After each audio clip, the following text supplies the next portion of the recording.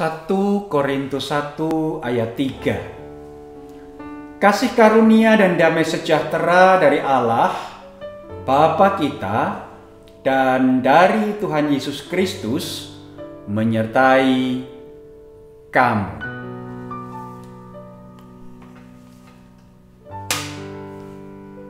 Selamat pagi Ibu Bapak, Saudara, anggota jemaat, dan simpatisan GKI Taman Majapahit Semarang. Bagaimana kabar Anda pada pagi hari ini?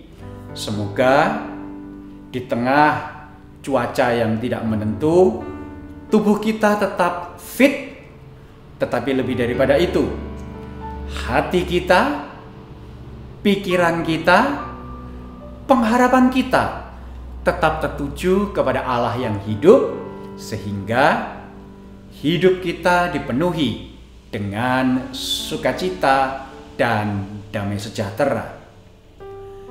Ibu bapak, saudara yang terkasih dalam Tuhan Yesus Kristus. Apa sih yang menjadi ciri khas dalam kehidupan seorang manusia? Ya, yang menjadi ciri khas dalam hidup seseorang adalah biasanya ia suka bergaul dengan orang-orang yang memiliki kesamaan. Coba ibu, bapak, saudara perhatikan baik-baik bagaimanakah pola pergaulan, pola pertemanan, pola persahabatan yang ibu, bapak, dan saudara jalani. Oh, tentu kita akan mendapati teman-teman yang punya nama sama. Misalkan namanya Agus. Wah, ini geng orang-orang bernama Agus. Dan biasanya lahirnya di bulan Agustus. Nah, itu kalau kemudian masuk ke satu rumah makan, ya, yang memberikan diskon kepada mereka yang berulang tahun, wah, bisa habis-habisan itu, karena semua berulang tahun pada bulan Agustus. Wah, gayeng juga. Tapi yang lain lagi, mungkin ada yang punya kesamaan hobi. Apa misalnya? Hobi senam, hobi masak, hobi goes, hobi touring, dan hobi-hobi yang lain. Wah, dengan kesamaan hobi, orang akan kemudian menggeluti satu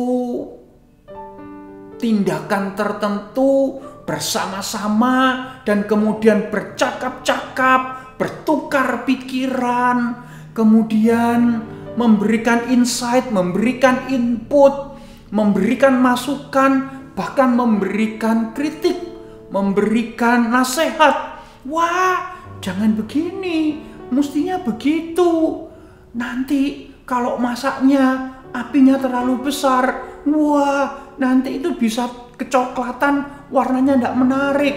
Sebelum masak, masukkan ke dalam es batu terlebih dahulu, dan lain sebagainya. Goes, wah, kalau goes paling enak naik sepeda merek ini dengan kecepatan seperti ini.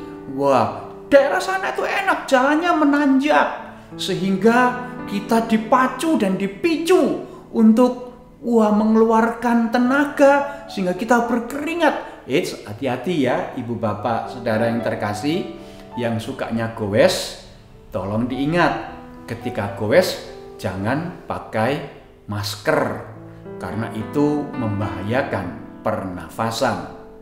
Nah, ibu bapak saudara yang terkasih, kesamaan demi kesamaan membuat seseorang memiliki kesehatian. Dan itu wajar, itu lumrah. Karena apa? Ada ikatan, yaitu kesamaan. Tetapi jemaat di Korintus rupa-rupanya tidak.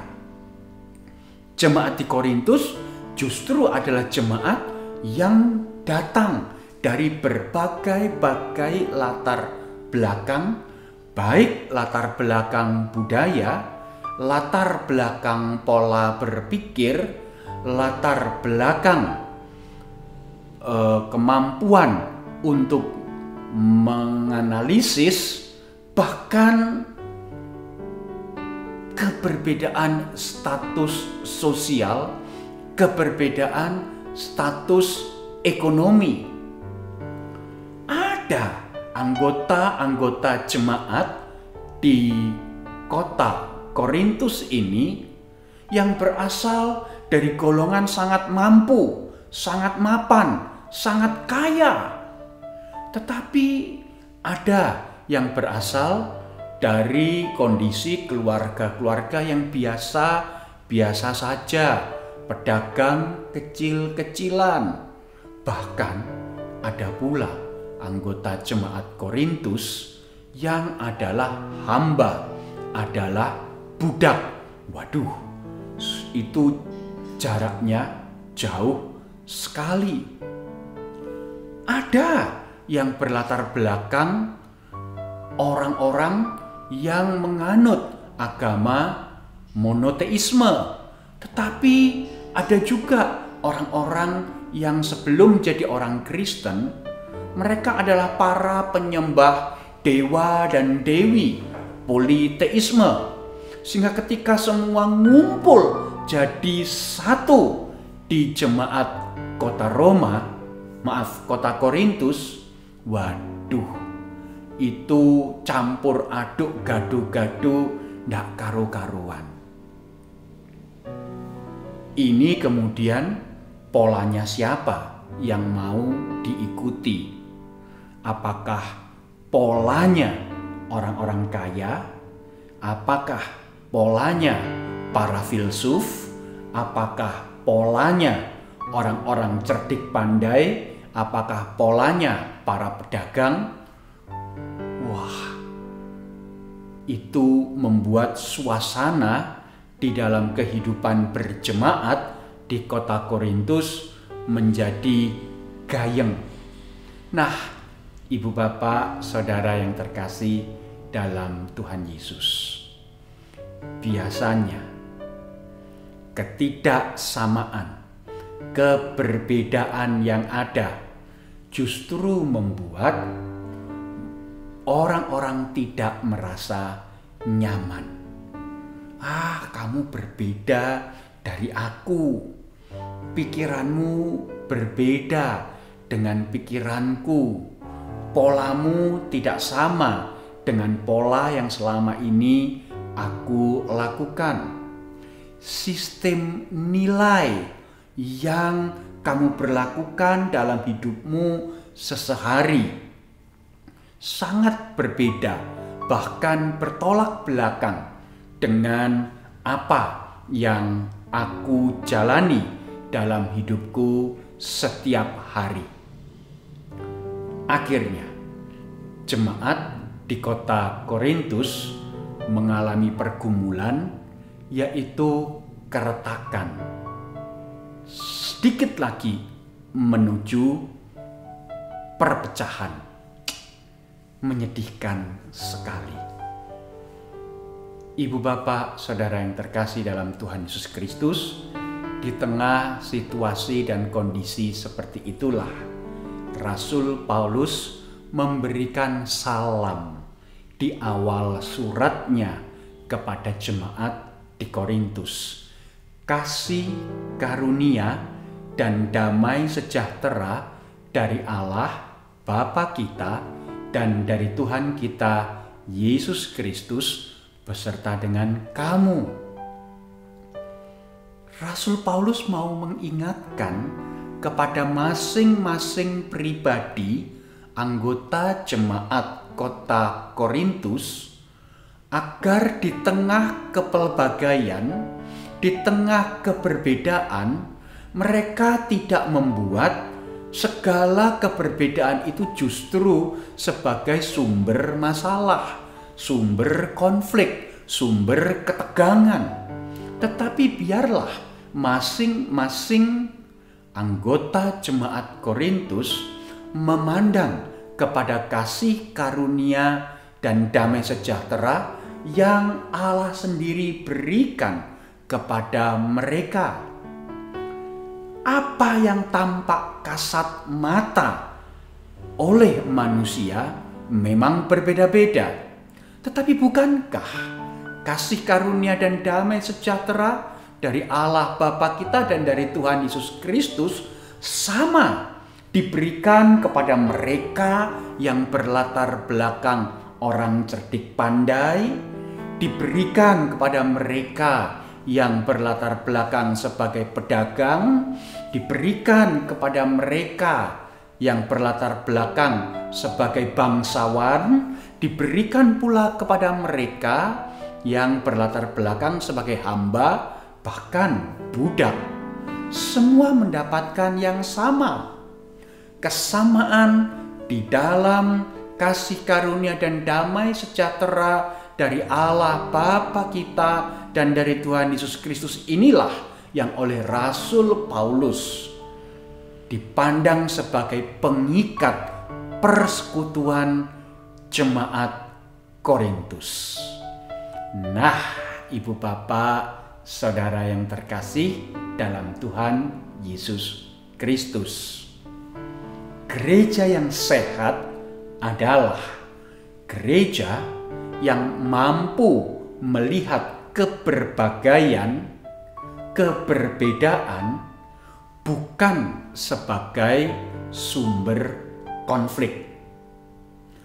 Gereja yang sehat adalah gereja yang mampu melihat keberbagaian justru sebagai sebuah kekayaan, sehingga dengan keberbedaan dan keberbagaian yang ada, masing-masing digali sedemikian rupa, ditumbuh kembangkan sedemikian rupa, sehingga gereja tersebut menjadi gereja yang berwarna, gereja yang penuh semarak, gereja yang penuh dengan berbagai-bagai kekayaan.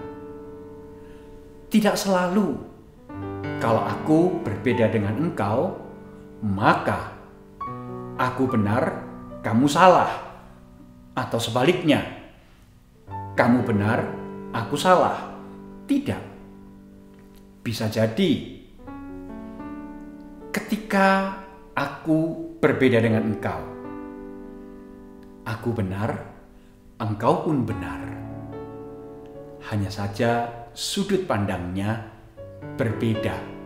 Dan oleh karena itu, keberbedaan sudut pandang ini bisa saling melengkapi sehingga gereja Tuhan bisa dibangun dengan lebih baik dan lebih indah lagi.